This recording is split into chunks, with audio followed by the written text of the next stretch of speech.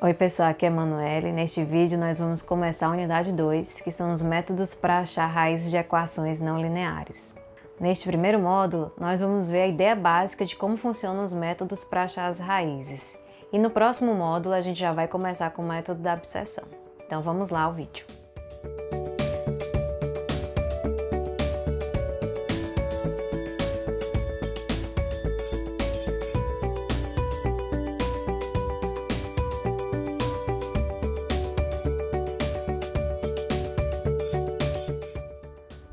Os objetivos deste módulo são: primeiro, identificar os tipos de problemas que envolvem a solução de equações não lineares e a sua importância, compreender a ideia básica de como funcionam os métodos numéricos para a solução de raízes, aprender a isolar as raízes de uma equação algébrica não linear usando diferentes técnicas e aprender a utilizar os critérios de parada apropriados para refinar as raízes de equações. Então, vamos começar com uma situação exemplo. Nas mais diversas áreas, encontramos situações que envolvem a resolução de uma equação do tipo f de x igual a zero. Por exemplo, um cabo de energia elétrica é suspenso em pontos de mesma altura a partir de dois postes que estão a 100 metros de distância um do outro. O cabo cede 10 metros no meio. O que a gente quer saber é qual é o comprimento do cabo, que aqui eu estou me referindo como L. Antes de a gente tentar aplicar qualquer método para resolver equações nesse exemplo, a gente precisa primeiro descobrir qual é a equação que eu quero resolver. Então, neste caso desse problema, nós iremos modelar matematicamente usando a equação chamada catenária. A catenária descreve uma família de curvas planas semelhantes às que seriam geradas por uma corda suspensa pelas suas extremidades e sujeitas à ação da gravidade. Quando o eixo y passa pelo ponto mais baixo, podemos assumir a equação na forma y igual a lambda vezes cosseno hiperbólico de x sobre lambda. E o comprimento L do cabo vai ser dado por L igual a 2 vezes o lambda vezes o seno hiperbólico de d sobre 2 lambda, onde d é a distância entre os dois postes. Então, nós iremos trabalhar com duas equações. Para encontrar o comprimento do cabo L, eu preciso determinar primeiro o valor de lambda na primeira equação e então utilizar esse valor para descobrir finalmente o valor de L. Bem, então as condições do problema são essas, né? Que o y do 50, né, do x igual a 50, vai ser o y de 0 mais 10. Usando esses valores, a gente descobre a seguinte equação. Utilizando métodos que a gente vai estudar ao longo dessa unidade, nós encontraremos que o valor de lambda vai ser 126,632 e substituindo lambda na equação do comprimento L, veremos que L será de 102,619 metros. Ou seja, o objetivo desta unidade é estudar métodos numéricos para a resolução de equações não lineares, como por exemplo a catenária. Vamos começar com algumas definições sobre raízes de equações, né? Inicialmente, um número real xi vai ser um zero da função f de x ou uma raiz da equação f de x igual a zero se o f de xi for igual a zero, ou seja, o valor da função em xi é nulo. Dependendo de f de x, os valores de xi podem ser reais ou complexos. Graficamente, os zeros reais são representados pelas abscissas dos pontos onde a curva vai interceptar o eixo x.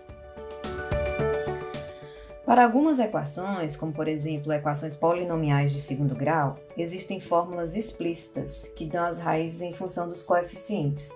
Neste caso, nós podemos utilizar a fórmula de Bhaskara para encontrar as duas raízes de equação do segundo grau.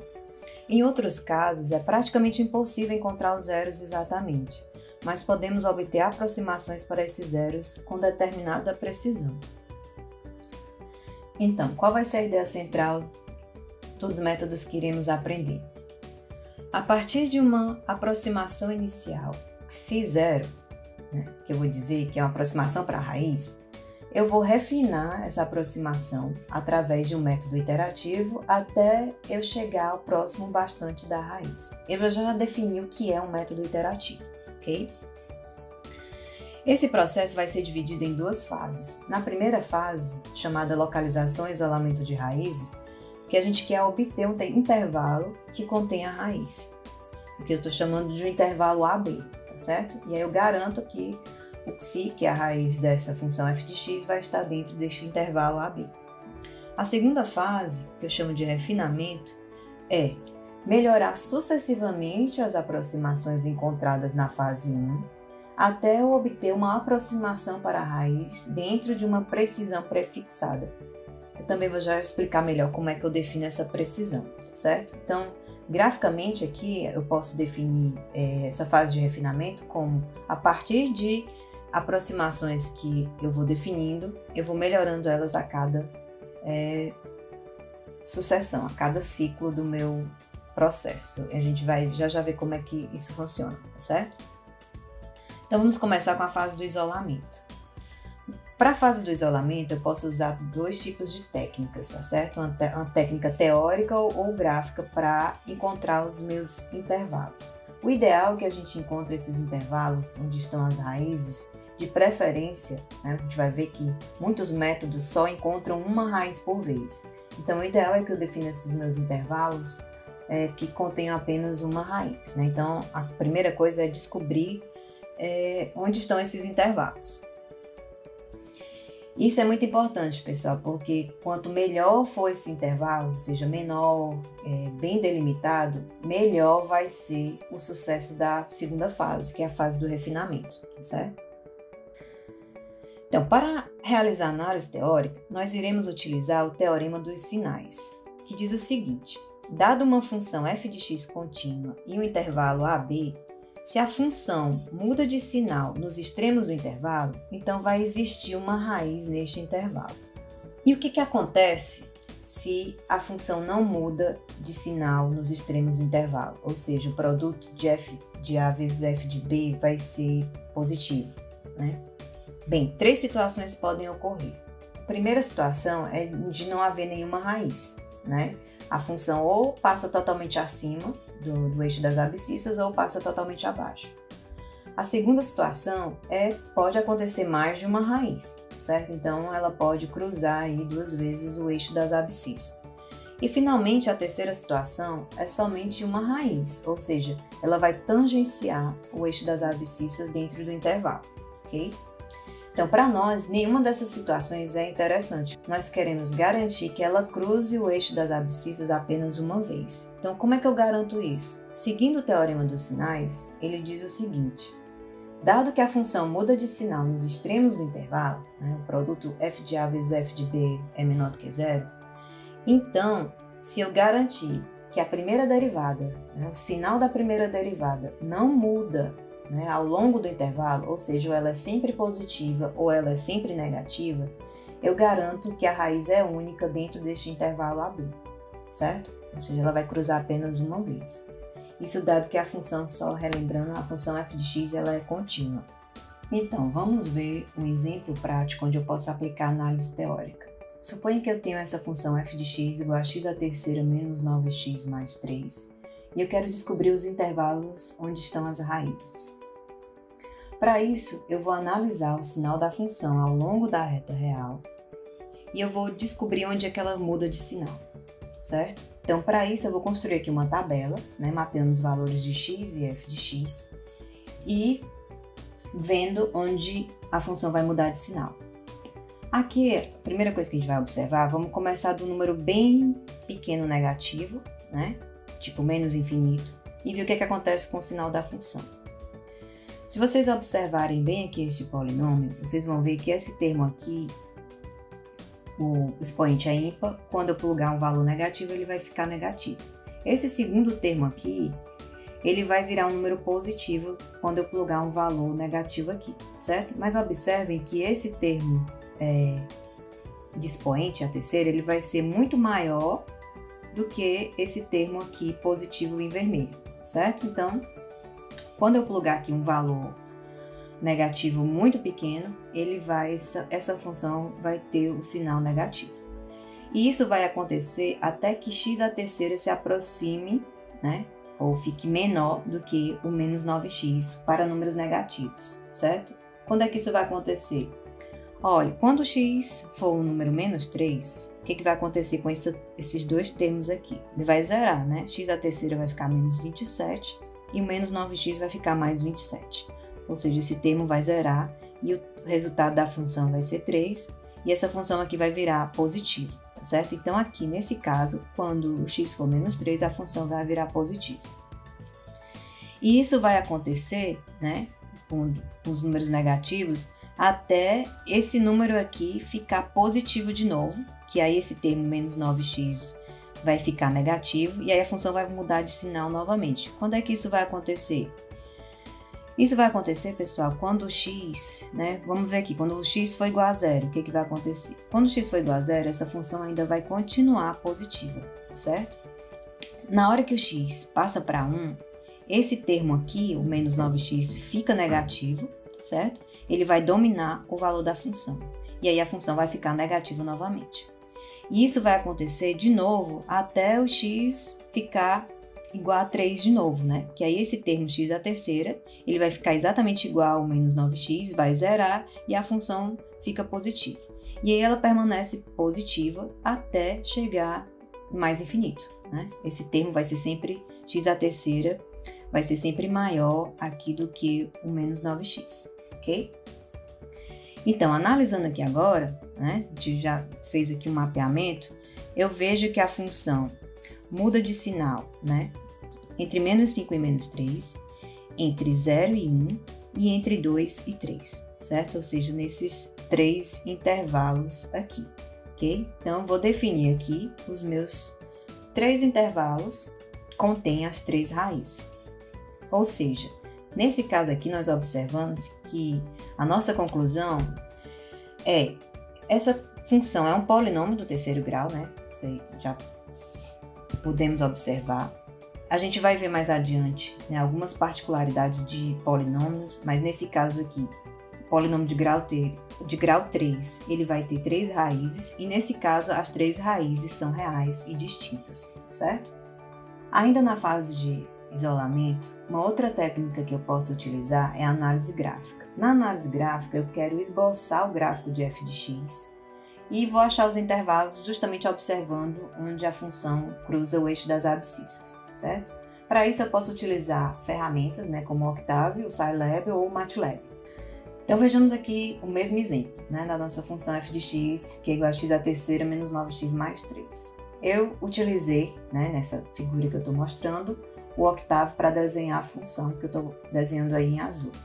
E aí eu já anotei por cima da figura gerada onde estão exatamente as raízes, né?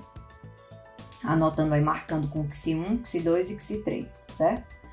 Olhando mais de perto, eu posso ver que exatamente nos intervalos onde contém essas raízes aí, né? Aqui, a gente pode observar, a primeira raiz vai estar aqui, né, ó, definida aqui embaixo, entre menos 4 e menos 3, certo? A segunda raiz igual o que a gente encontrou lá na análise teórica, entre 0 e 1, e a terceira raiz também entre 2 e 3, certo? Então, esses são os 3 intervalos que a gente encontrou para as 3 raízes usando a análise gráfica. Você pode usar qualquer uma das duas opções, tá certo? Se você tiver acesso, né, essa ferramenta para desenhar a função, ela é até mais interessante do que fazer a análise teórica, tá certo? Então, uma vez que eu tenho definido os meus intervalos, eu vou para a segunda fase do processo, que é a fase de refinamento. Nesse caso, o que eu irei utilizar é um método iterativo. O que é um método iterativo? É uma sequência de instruções que são executadas passo a passo, algumas das quais são repetidas em ciclos. Cada execução desse ciclo é o que a gente chama de iteração, certo? E normalmente ela utiliza resultado das iterações anteriores, ok? Graficamente, né, podemos representar da seguinte maneira. Eu inicio com uma aproximação inicial, ao meu palpite inicial, que eu estou chamando de xi0. aplico algumas operações, certo? E vou descobrindo novas aproximações. Eu vou repetindo isso iterativamente, diversas vezes, até eu chegar suficientemente próximo da raiz. E aí eu tenho um valor aproximado para o meu xi, certo? Que é a raiz dessa função nesse intervalo, ok? Bem, uma das questões quando a gente lida com métodos iterativos é quando a gente vai parar, né? O que a gente quer, na verdade, é evitar situações onde aconteça loop infinito, né? A gente não quer isso. Então, para isso, o que a gente vai definir são os nossos critérios de parada, ok? Esse ciclo aqui, ele vai definir o meu método iterativo, certo? É quando eu estou realizando as mesmas operações e aí eu vou reutilizando a partir da aproximação que eu calculei, né? Na primeira vez vai ser a aproximação inicial e as demais eu vou recalculando a partir de iterações anteriores, certo? Até eu chegar suficientemente próximo da raiz. E para isso eu preciso definir meu critério de parada. O que significa isso, né? Próximo o suficiente da raiz. Bem, a gente pode fornecer duas interpretações para essa pergunta, certo? A primeira é: próximo o suficiente da raiz significa que a minha aproximação, que eu estou chamando aqui de x barra, certo? Ela está a uma distância, né, de no máximo epsilon, que é essa, né? Aqui é onde eu defino aquela minha tolerância pré-fixada, é esse epsilon aqui, tá certo? É a tolerância. Dizer que eu estou próximo o suficiente da raiz é dizer que eu construí um intervalo, né? A minha aproximação está a uma distância de no máximo epsilon da raiz, certo? Essa é a primeira interpretação. A segunda interpretação é olhar para o módulo do valor da função da minha aproximação, certo? O que vai definir uma raiz? É se o módulo da função for igual a zero. Então, da mesma forma, eu posso definir aqui também uma tolerância. E aí eu garanto que o módulo, né, do valor da função da minha aproximação vai ser menor do que essa tolerância, ou seja, eu estou próximo suficientemente da raiz, certo? Bem, existe aqui um problema com o critério 1. Como é que eu vou realizar esse critério 1 se a gente não conhece o xi? Que é justamente o que eu quero achar, né? Eu quero achar o valor da função, o valor da raiz. Então, nesse caso, a gente pode utilizar o seguinte artifício. Bem, eu não sei o que é o xi, mas eu sei qual é o intervalo onde está a raiz, que é aquele meu intervalo AB. Então, eu vou usar minha tolerância epsilon para controlar o tamanho do intervalo. Então, é isso aí que vai me definir. Ora, se eu garanto que o tamanho do intervalo, certo, é menor do que epsilon, ou seja, qualquer valor de x que eu pegar dentro deste intervalo vai estar no máximo a distância de epsilon, vai ser limitada superiormente por epsilon dentro deste intervalo. Ou seja, qualquer valor de x que eu pegue dentro desse intervalo vai ser um candidato à minha aproximação e vai estar próximo bastante da raiz, certo? Bem, e na prática, né, o que a gente usa, né? Isso aqui ali a gente viu algumas interpretações teóricas, na prática a gente usa, como eu já falei um pouco, né, do tamanho do intervalo, atingir o valor da precisão epsilon. Em alguns métodos, a gente não utiliza tamanho de intervalo, a gente utiliza aproximações sucessivas, né, que a gente vai ver como método de Newton, o método da secante, tá certo? Então, nesses dois casos, eu posso controlar, ao invés do tamanho do intervalo, eu posso olhar a distância entre as duas aproximações. Xk seria a aproximação atual e xk-1 seria a aproximação anterior. Então, quando a distância entre elas for menor do que epsilon, eu paro, certo? A outra opção, né, é isso aqui, essa distância, né, entre as duas variáveis, as duas aproximações, ela é dada aqui como um erro absoluto, né? Vocês lembram disso lá da unidade 1, tá certo? Então, erro absoluto, como a gente quer que essa precisão ela seja um pouco independente desses valores de xk, né, das aproximações, a gente quer uma tolerância que é dada normalmente em termos de porcentagem, então eu vou calcular o meu erro relativo, tá certo? Então eu divido aí pelo valor da aproximação atual. e aí eu tenho o valor, essa distância em termos relativos. E a outra opção é usar o módulo da função também, que aí nesse caso já é diretamente em termos da tolerância, certo? Bem, algumas vezes, pessoal, o método ele não converge. Tipo, você está realizando as interações e as aproximações sucessivas que você está calculando, elas não estão se aproximando da raiz de fato, certo? Então, nesse caso, para evitar situações onde pode acontecer um loop infinito, já que você nunca está se aproximando, se você estiver distanciando, o método não iria parar nunca. Então, eu preciso também definir o número máximo de interações, certo? E aí, nesse caso, eu vou parar na hora que eu atingir esse número máximo, ok? Então, com isso a gente conclui, né, este módulo. Então, resumindo o que a gente aprendeu hoje, a gente viu um exemplo do mundo real envolvendo a solução de equações não lineares e a sua importância. A gente também compreendeu a ideia básica de como funcionam os métodos numéricos, né, para achar a solução de raízes, que tem aqueles duas fases neste processo, a fase de isolamento e a fase de refinamento. A gente aprendeu a isolar as raízes de uma equação algébrica não linear, usando técnicas teóricas e gráficas, e a gente aprendeu a utilizar critérios de parada apropriado para refinar as raízes de equação. Obrigada, nos vemos no próximo módulo.